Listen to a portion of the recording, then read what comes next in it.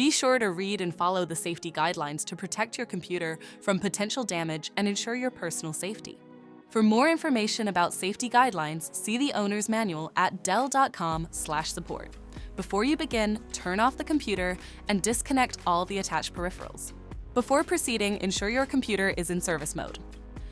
To enter service mode, press and hold the B key on the keyboard and then press the power button. Now, the computer will boot up and the owner tag information is displayed on the screen. Press any key to proceed. The computer will emit 3 short beeps and shut down, indicating it has entered the service mode. Loosen the captive screws holding the base cover in place. Using a plastic scribe, pry the base cover from the palm rest assembly, starting at the top edge and working your way around to release it from all sides. Now, lift the base cover from the palm rest assembly. If your computer is unable to enter service mode, disconnect the battery cable from the system board. Identify the wireless module and loosen the screw. Unlatch and disconnect the cables to remove the module from the system.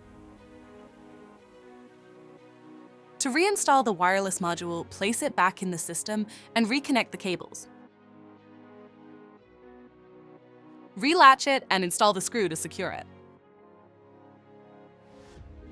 If the battery cable was disconnected earlier, make sure to reconnect it to the system board. Next, align the base cover with the palm rest assembly and gently place it into position. Tighten all required screws to secure the base cover in place.